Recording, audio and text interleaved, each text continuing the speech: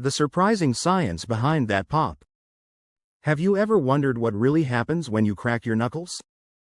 That popping sound you hear isn't actually your bones breaking or rubbing together.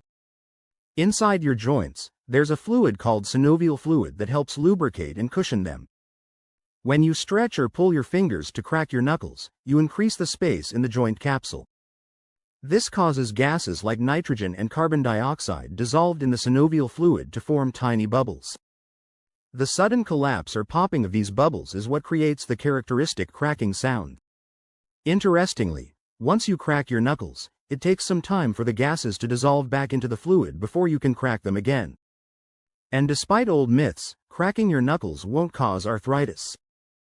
However, if you experience pain or swelling when cracking, it might be worth checking with the doctor. So, the next time you hear that pop, you'll know it's just harmless bubbles bursting inside your joints.